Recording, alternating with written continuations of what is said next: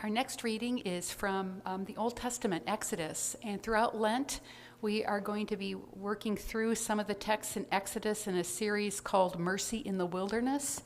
And this is the call of Moses, as Roxanne just mentioned, chapter 3, verses 1 through 14. Let's listen for God's living word for us this morning. Moses was keeping the flock of his father-in-law Jethro, the priest of Midian. He led his flock beyond the wilderness and came to Horeb, the mountain of God. There, the angel of the Lord appeared to him in a flame of fire out of a bush, and he looked, and the bush was blazing, yet it was not consumed. Moses said, "I must turn aside and look at this great sight, and see why the bush is not burned up." And when the Lord saw that he had turned aside to see, God called him out of the bush, "Moses, Moses." And he said, "Here I am." And then he said, "Come no closer. Remove the sandals from your feet, for the place on which you are standing is holy ground." He said further, "I am the God of your father, the God of Abraham, the God of Isaac, the God of Jacob." And Moses hid his face, for he was afraid to look at God. Then the Lord said, "I have observed the misery of my people who are in Egypt. I have heard their cry on account of their taskmasters. Indeed, I know their sufferings, and I have come down to deliver them from the Egyptians, and will bring them up out of that land to a good and a broad land, a land flowing with milk and honey, to the country of the Canaanites, the Hittites, the Amorites, the Perizzites, the Hivites, and the Jebusites. The cry of the Israelites has now come to me. I have also seen how the Egyptians oppress them. So come, I will send you to Pharaoh to bring my people, the Israelites, out of Egypt." But Moses said to God, "Who am I that I should go to Pharaoh and bring the Israelites out of Egypt?" God said, "I will be with you. And this shall be the sign for you that it is I who sent you. When you have brought the people out of Egypt, you shall worship God on the holy mountain." But Moses said to God, "If I come to the Israelites and say to them, 'The God of your ancestors has sent me to you,' and they ask me, 'What is his name?' what shall I say to them?" God said to Moses, "I am who I am." He said further, "Thus you shall say to the Israelites, 'I am sent me to you.'" This is the word of the Lord. Thanks be to God. Will you pray with me, please, friends?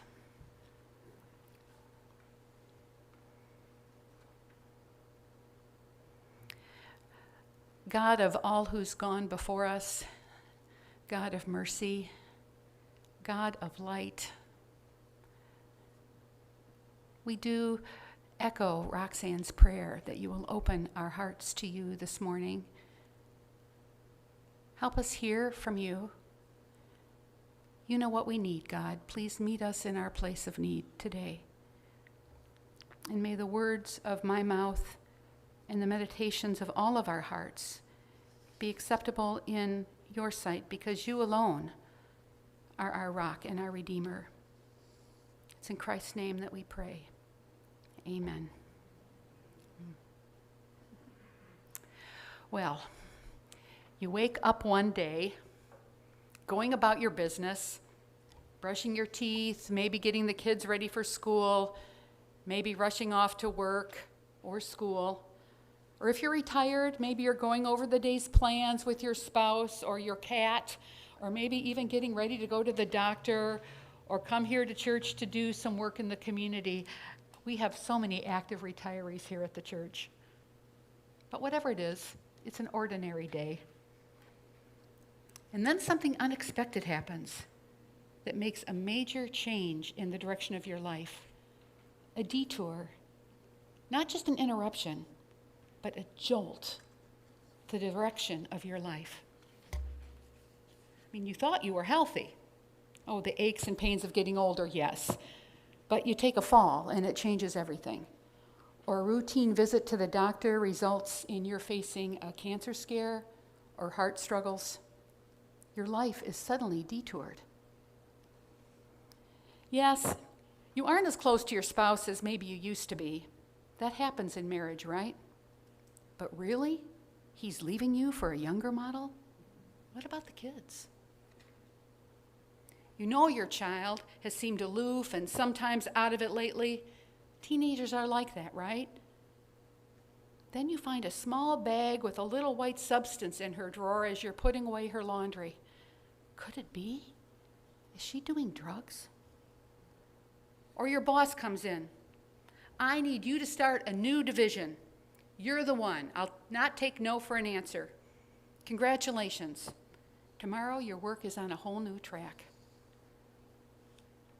Or you realize one day that you may have to give your car keys to your children and you can't drive anymore because it's not safe. Or you must move from a home you've loved to a safer spot near your family. Downsizing? How do you get rid of the mementos that hold such meaning? Or you show up to church on one Sunday and learn that the pastor who you've loved, who's been with you for 10 years, is moving. Or we are going about our days as usual, and then we turn on the news and boom. It's a matter of days.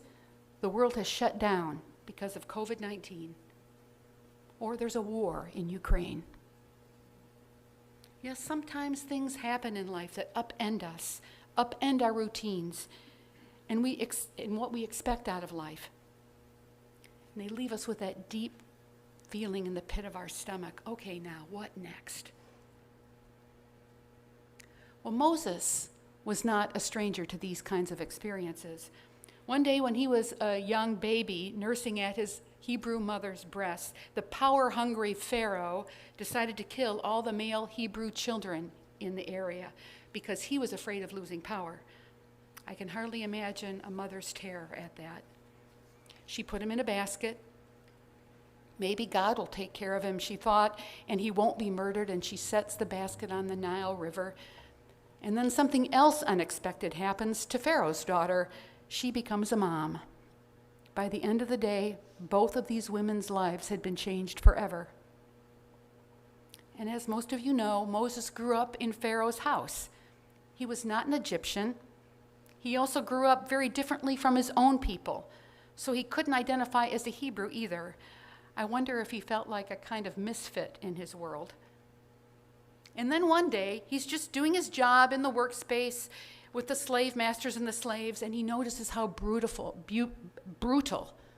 the slave masters are. His rage at the injustice erupts, and he kills an Egyptian slave master. Another one of those moments when, in a flash, life is changed forever. He runs away. So this prince of Egypt finds himself in the middle of the wilderness of Midian. And he meets Jethro, who's the priest in the town, and his family, and he marries one of the daughters. He tends the flocks for the father-in-law. Not a great gig, a lowly job, really. Jethro's the leader in the community. Didn't give his son-in-law a position of power or station. Sent him out with the flocks.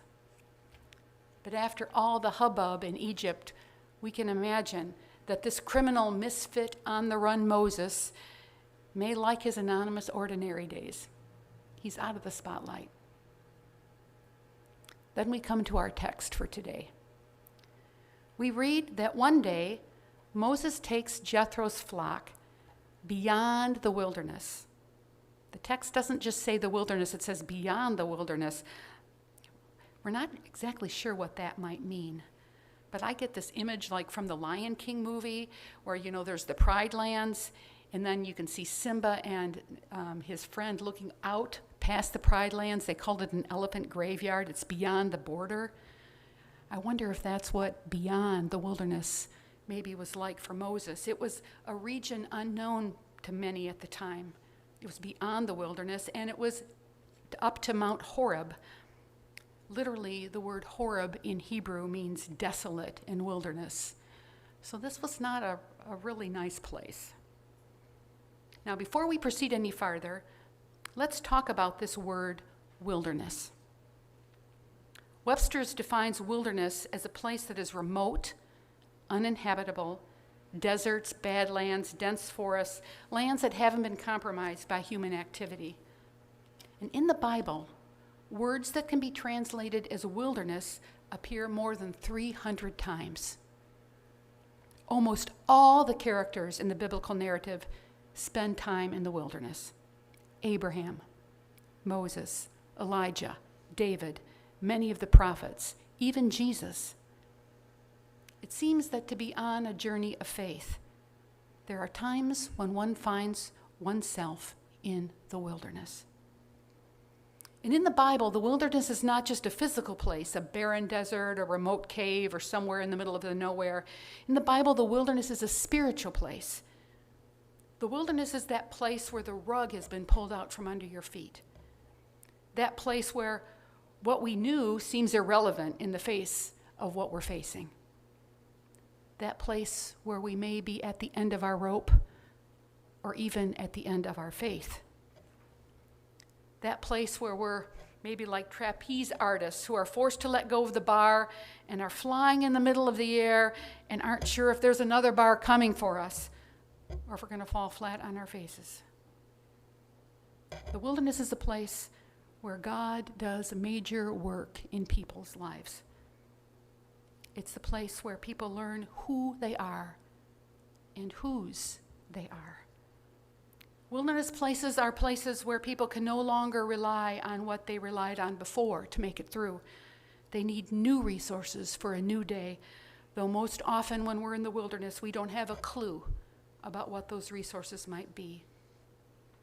Spiritual writers call these places liminal places or thresholds, the land of in-between.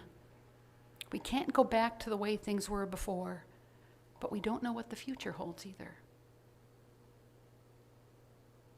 So here we have Moses out in the wilderness. It makes me wonder if this description is not just spiritual, physical, but spiritual for Moses too. I wonder if he'd been feeling lost for a long, long time, even amid the peacefulness of Midian. I wonder too if being out in the middle of nowhere became commonplace for him. And then on an ordinary day, maybe in the middle of the work week when he was daydreaming about the weekend or thinking about being home with the wife and kids, maybe it was a Thursday at 1:36 p.m. right after lunch, an ordinary day, he sees this fire in a bush. And the bush isn't burning up. And the bush is in the mountain. His curiosity takes him even deeper into the wilderness. And it is here where God comes to Moses. This is where God interrupts Moses' life. Now let's think about this. Moses is out in the middle of nowhere, beyond nowhere. And there is nothing in this text that gives us an inkling that he's even thinking about God. He's not in a holy place. He's not praying. He's not doing anything remotely religious. But God shows up. Gotta say, this gives me hope, friends. God comes to us, not because we're so spiritual or we have it all together or we even know what we're doing or believing, but God is in the business of reaching for us. God so often takes the initiative in our lives if we have the grace to see it, and can come to us when we're not even thinking about God in some remote place in the world or in our lives. And then an astonishing thing happens. God takes that out of the way, beyond the wilderness wasteland, something some may call worthless, and turns it into something holy. Take off your shoes, Moses. You're on holy ground. It's holy because God is there. Take off your shoes. Sit with me a while, Moses. Don't dirty up this spot. I'm here. Some of you may have seen some of the pictures coming out of Ukraine on Facebook this week. Yesterday, a friend posted pictures of people in a bomb shelter sharing communion. Holy ground in a bomb shelter. There are pictures of Polish people taking in refugees, Polish children sharing their food. So much more. Holy ground. Any place God is, even a war zone, can be holy. And again, friends, this gives me hope. God meets Moses in the most remote and barren of places.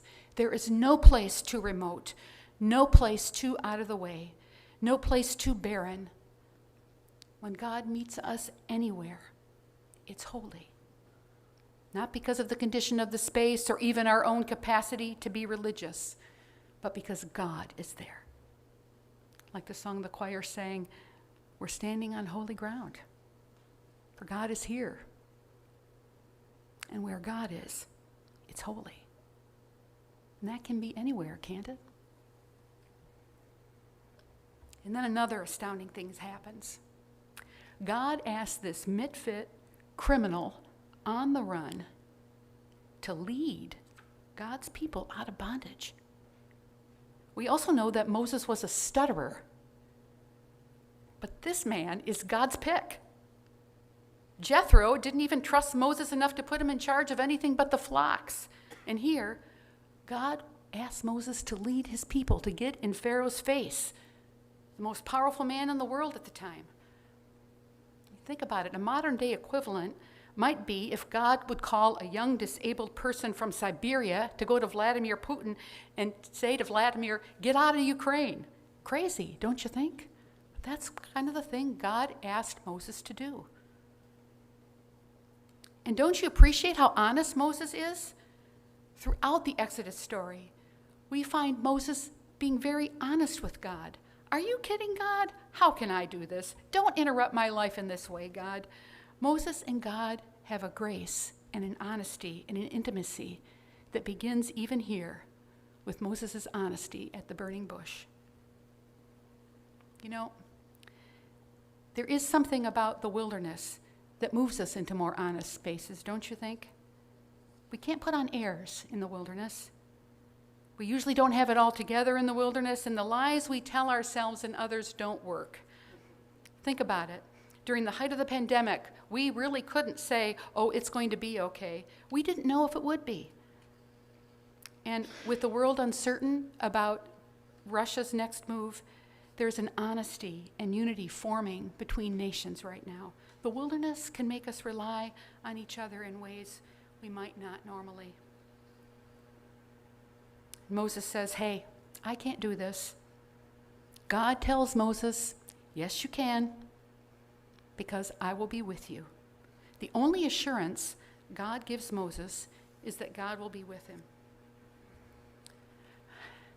Now, I don't know about you, but if I was Moses, I would have wanted a little more reassurance than, I'll be with you.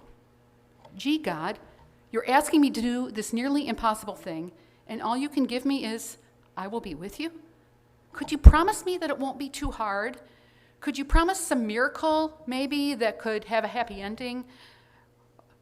When we're in the wilderness, we want to hope that the cancer will be cured.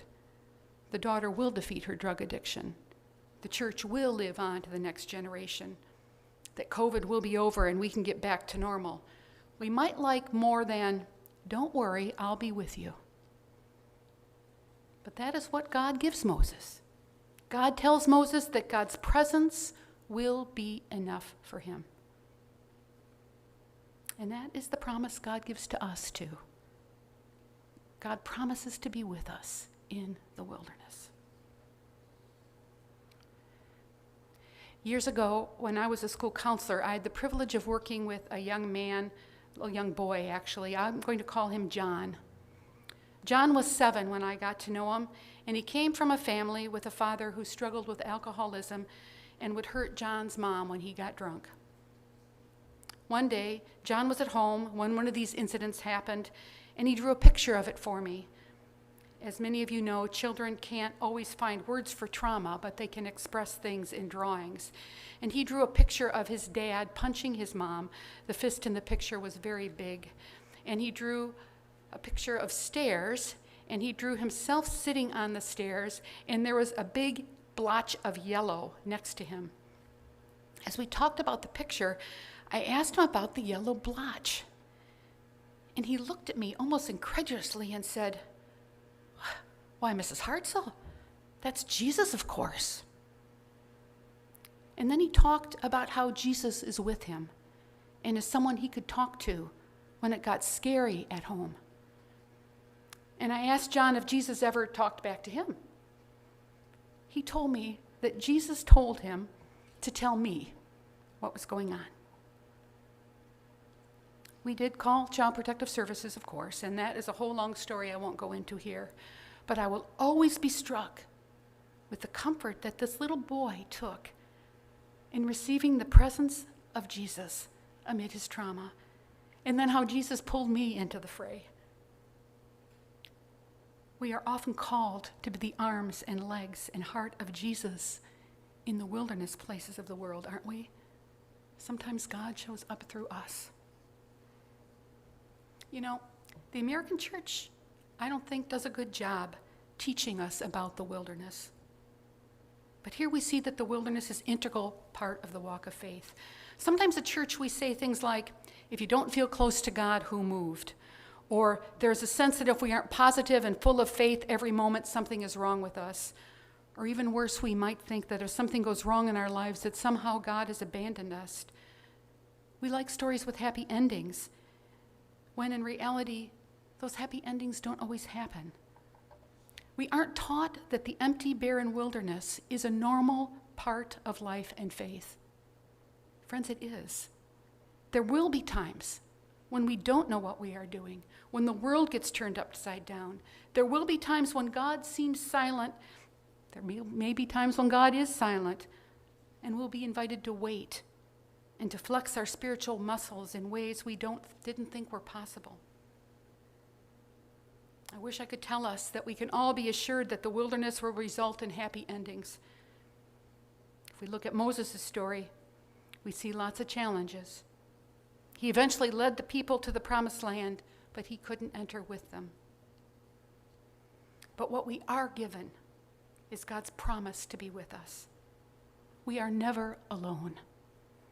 And God often shows up with skin on in the form of you and me, doesn't God?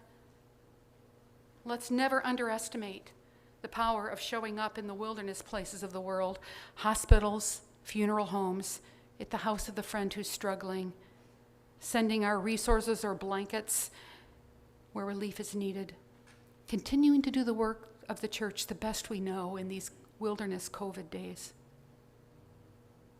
When the wilderness interrupts our lives, we are left with little to hold on to most often. Like Moses, we may be called to something. Like Moses, we are often given no reassurances that the wilderness will end, but we are given the promise of Christ's presence, and the presence often shows up in the likes of you and me.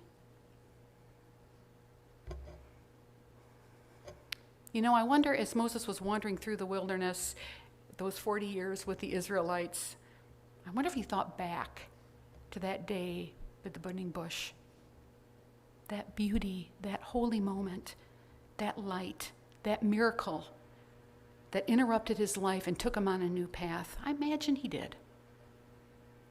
The beauty of the burning bush may have even given him the grace and reassurance that he needed for another day. So let's end this sermon with a reminder to keep our eyes peeled amid the wilderness and when our lives get interrupted. Let's keep our eyes peeled for beauty. I doubt that most of us will see a burning bush this week, but we may get a well-timed email or call or card from a friend. We may be stunned to see the early arrival of a robin. We might hear a piece of music that makes our heart soar. Or as we get ready for March Madness, we might be amazed at what some young man can do with their body in the basketball court. Or the taste of that perfectly cooked steak, or that scrumptious coconut cupcake that shows up on your desk midweek. Even in the wilderness, beauty is around. After George Floyd was killed, as many of you know, there were protests around the nation. There was a large protest that began very peacefully in downtown Grand Rapids. Thousands of men, women, and children donned masks and walked through the streets of downtown. Ted and I lived in downtown at the time, and many of the members of the Westminster Church that I served at the time participated in this protest. And a few hours after the main protest ended, when we were home eating, we were stunned to learn that violence had broken out. Most of the peaceful protesters had gone home, but the others remained.